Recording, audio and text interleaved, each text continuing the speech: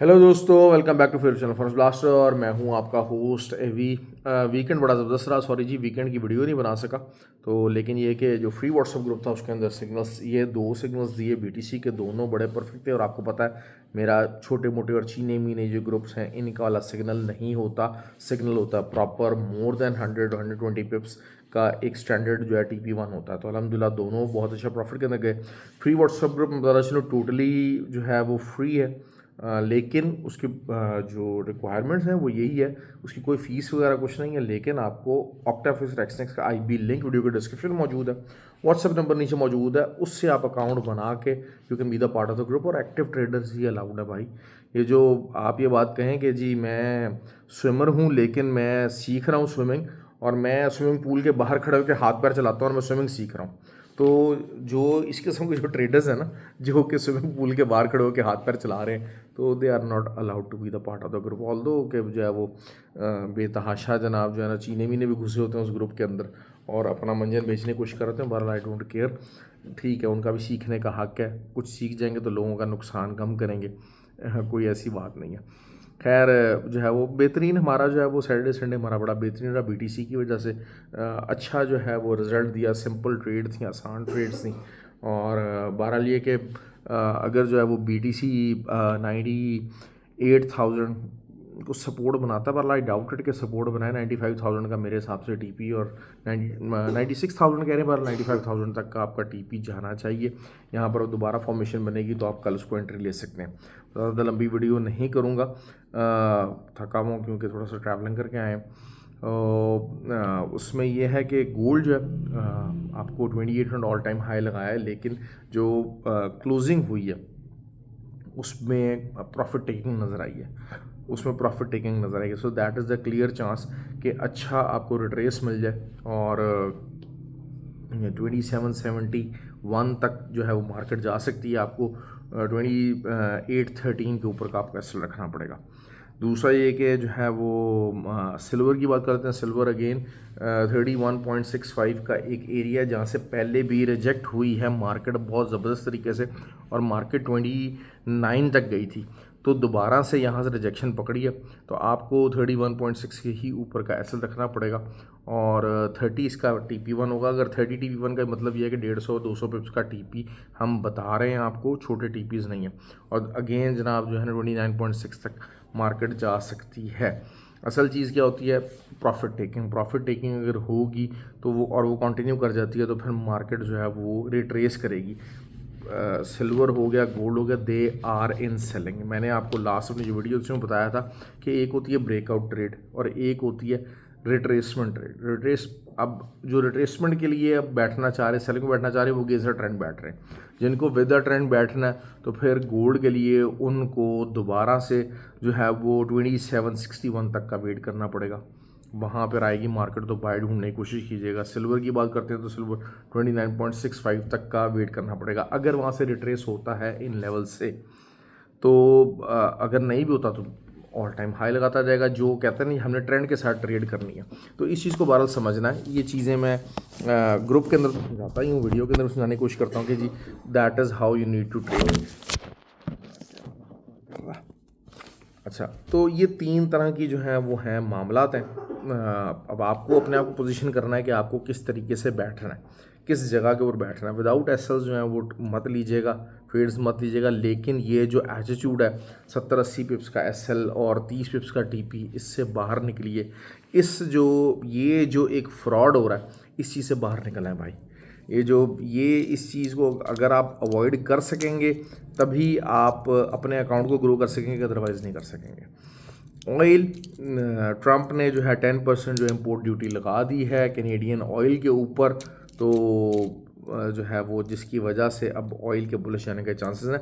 Ideally तो यही है कि आप ब्रेकआउट रेट की अगर हम बात करते हैं तो 73.5 के ऊपर कोई भी H4 कैंडल ओपन और क्लोज हो जाएगी, जिसके चांसेस बहुत ज़्यादा हैं। तो फिर मार्केट दोबारा से 77-78 तक मार्केट बड़े आराम से चली जाएगी, तो आपको बाई की एंट्री मिल जाएगी। अगर नीचे से गैप डाउन भी होती है तब भी आपको 71.2 का जो है वो नीचे का एसएल दे के आप इसको होल्ड कर सकते हैं लंबा, या आपको दोबारा मौका दे सकते हैं। देखें मैंने अभी ऑल दो के देखें होता क्या है कि जो है वो ऑयल सेलिंग के अंदर है, इसमें कोई शक नहीं है। लेकिन अब इस टाइम के ऊपर जो इंट्राडे पॉइंट ऑफ व्यू से जो प्राइम कंसर्न एरिया है वो 73.5 है।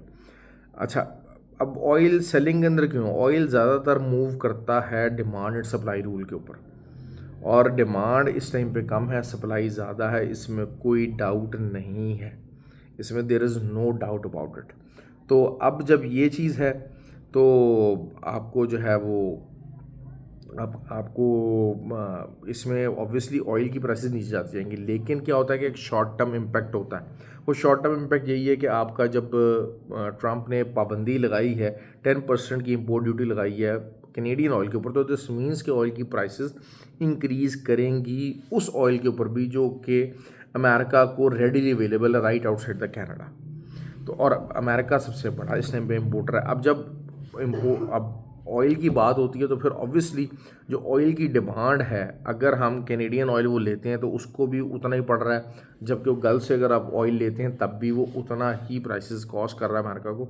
तो फिर उसकी वजह से एक डिमांड की एक प्राइस इन्फ्लेक्शन आएगी ज़रूर, लेकिन in the longer term it will be a good selling area, it will again be a good selling area. क्योंकि मैंने आपको बता दूँ, मैंने थोड़ा सा स्विंग ट्रेड आपको बताई थी, स्विंग ट्रेड हमारी पॉजिटिव में है, लेकिन मार्केट की जो चेंज सिचुएशन है, अब देखें ट्रंप का इस तरीके से कैनेडियन ऑयल के ऊपर आपको याद नहीं पड़ता कितने, शायद कभी भी जो है वो अमेरिका ने इस तरीके से कैनेडियन ऑयल के ऊपर इंपोर्ट ड्यूटी लगाई हो। Never ever this such kind of thing happen. तो this is an abnormal circumstance. तो एबनॉर्मल सर्कमस्टांसेस होते हैं तो आपको रीअसेस करना पड़ता है, अपने आप को चेंज करना पड़ता है, you have to change it. तो वो हम चेंज कर रहे हैं। दूसरा ये है कि अब अगर हम बात करते हैं जी दूसरा, फिर उसके अलावा उन्होंने बहुत सारी जो मैक्सिको और इधर उधर चाइना के ऊपर भी 10% इम्पोर्ट ड्यूटी लगाई है। अब जब इम्पोर्ट ड्यूटी लगी है उससे क्या होगा? उससे जो अमेरिका के अंदर चीज़ें आ रही हैं उनकी प्राइसेस इंक्रीज़ होंगी। लेकिन क्या खाली इस 10% के ज़रिए जो चाइना से इंपोर्ट की हुई चीज़ है, अमेरिकन जो इकॉनमी है उसको क्या जो है वो मुकाबला कर सकती है कि जनाब हम ठीक है जी, चाहे 10% लग गई ड्यूटी, अब चाइनीज़ चीज़ें महंगी पड़ रही हैं हमें और हम अपने मुल्क के अंदर बनाएंगे? ऐसा तो कुछ नहीं है, ऐसा कुछ नहीं है। ये सिर्फ एक जेस्चर है कि जनाब ठीक है जी, आपके ऊपर ड्यूटी बढ़ाई भी जा सकती है, हम आपकी चीज़ों को डिपेंडेंट हैं लेकिन इतने नहीं है, वी आर स्टिल एग्रेसिव। तो खैर उससे होगा क्या? सिर्फ अब क्या है कि जो है वो उससे जो महंगाई है वो रहेगी ऊपर की सतह पे। क्यों? क्योंकि वही चीज़ है कि सुई से लेके धागा तक जो कि जनरल आइटम्स हैं यूजेज की, वो सब चाइना प्रोवाइड करता है अमेरिका के अंदर। और अमेरिका ने कहा भी हुआ भाई, टेक्नोलॉजी के अलावा आपने जो चीज़ भी प्रोवाइड करनी है आप करें, कोई हमें इससे एतराज़ नहीं है।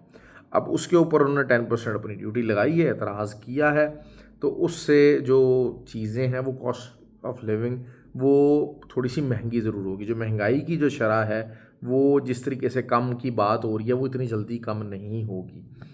तो उससे क्या है, फेडरल रिज़र्व जो है इंटरेस्ट रेट अपना जो है वो डिक्रीज़ नहीं कर पाएगा, नहीं करेगा, ठीक है।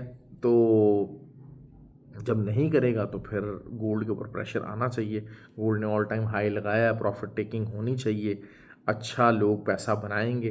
तो अब आपको उस पॉइंट ऑफ व्यू से ट्रेड लेनी है। ये सारी जो कहानी बताने का मकसद क्या था कि फंडामेंटली चीज़ें कहाँ जा रही हैं। ऑल्दो कि ये पाकिस्तान और इंडिया नहीं है कि ऑयल की प्राइसेस बढ़ी तो जनाब अगले दिन ही आपने जो है वो मुर्गी की भी जो प्राइस बढ़ा दी कि जी मुर्गी ऑयल से चलती है, और वो जो ऑयल की प्राइस बढ़ी है उससे शायद पाकिस्तान के अंदर या इंडिया के अंदर इम्पोर्ट होके वो आना है कोई 40 दिन बाद, 30 दिन के बाद, और फिर उसकी प्राइस का इम्पैक्ट आना। लेकिन यहाँ पर यही हुआ कि जो पड़ा हुआ माल है उसके ऊपर कीमतें बढ़ा दी। तो अमेरिका के अंदर बहरहाल ऐसा नहीं होता, तो इस वजह से शायद जो है वो इतनी जल्दी उसका इम्पैक्ट ना आए कि जो चाइनीज़ इंपोर्ट के ऊपर आप ड्यूटी बढ़ाई है, ऑयल के ऊपर जब आप जो ड्यूटी बढ़ाई है, तो उससे इतनी जल्दी इम्पैक्ट नहीं आएगा। लेकिन ओवरऑल एक लॉन्गर पिक्चर भी थोड़ी बहुत आपको क्लियर हो जाएगी। और जो बहुत सारे लोग अच्छा इसका इम्पैक्ट अगर, क्योंकि ज़ाहिर बात है अब क्या है कि ट्रंप साहब का पता कोई नहीं होता। अब अगर चाइना ने आगे से कोई पेशकदमी की, कोई ऐसी कोई दूसरी दाएँ बाएँ उन्होंने काउंटर्स को करने की कोशिश की, तो ट्रंप जो है 10 को 20% पे भी लेके जा सकता है। अब जब ये चीज़ें होंगी तो ये बहरहाल, अच्छा बहुत सारे लोग कह रहे हैं जी अनसर्टेनिटी हो गई, इस वजह से जो है वो लोग गोल्ड खरीदेंगे। भाई ये कोई वॉर वाली अनसर्टेनिटी नहीं है इसमें कोई ऐसी अनसर्टेन चीज़ नहीं है।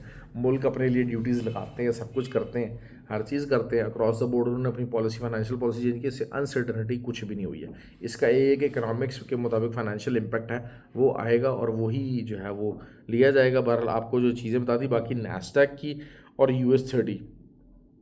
US30 जो है वो और नैस्डैक इसमें ग्रो करेंगे, इसमें बुलिश होने के चांसेस हैं। जो कि बिल्कुल बेरिश मूव के अंदर फंसा था, पर्टिकुलर US30 आपका अच्छा खासा ऊपर जा सकता है और दोबारा से ऑल टाइम हाई 46,000 तक का भी मामला आपको दिखा सकता है। हाँ, नैस्डैक के ऊपर थोड़ा बहुत प्रेशर रहेगा, लेकिन वो भी इस हद तक नहीं रहेगा। क्यों, मैंने आपको बताया ना कि technology is not the area, technology को इम्पोर्ट नहीं करता है अमेरिका।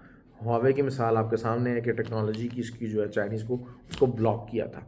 तो ये चीज़ है, तो इस वजह से नैस्डैक के ऊपर जो टेक कंपनीज़ हैं उनके ऊपर जो सेलिंग का एक प्रेशर हुआ है। लेकिन US30 डाउ जोन्स हो गया ये और S&P हो गया, ये अच्छे परफॉर्म कर सकते हैं। क्यों? क्योंकि ये जो लगाने का मकसद है, आपकी जो लोकल प्रोडक्शन है उसको सपोर्ट देने की बात हो रही है, तो उससे सपोर्ट मिलेगी।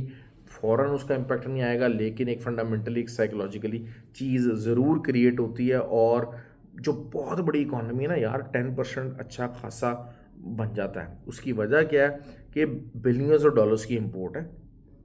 अमेरिका इज़ अ जाइंट, और अमेरिका अगर जो है ना वो 5% 2% भी अगर ड्यूटी इम्पोज करता है तो उसका फिगर जो है ना चंक बहुत बड़ा बन जाता है, क्योंकि वो दुनिया की फाइनेंशियल मार्केट US ही है। तो it's a big number actually. 10% कोई छोटा कामयाब लोग हैं, वो 10% US इकॉनमी के पॉइंट ऑफ व्यू से it is not a smaller number, I am telling you that. बहुत सारे लोग इसको इस पॉइंट ऑफ व्यू से ले रहे होंगे कि नहीं यार ये 10% ही तो है, कुछ भी नहीं है। ऐसा नहीं है, ऐसा नहीं है। It is a huge number. ठीक हो गया, तो ख्याल रखें अपना जी। आई होप कि आपको वीडियो पसंद आए। लाइक और शेयर ज़रूर किया कीजिए, कमेंट ज़रूर किया कीजिए। मार्केट में सीखते रहें, समझते रहें, लर्न करें, ट्रेडिंग को लर्न करें। लर्न करना बहुत ज़्यादा ज़रूरी है। लर्न किए बगैर चीज़ों को समझ नहीं आएगी। फंडामेंटल्स को भी लर्न करना पड़ेगा, टेक्निकल्स को भी लर्न करना पड़ेगा। ट्रेडिंग का एक जर्नी है, उस जर्नी को आपको अडॉप्ट करना पड़ेगा, तब जाके आप सक्सेसफुल ट्रेडर होंगे, अदरवाइज़ नहीं होंगे। थैंक यू वेरी मच, ख्याल रखें अपना।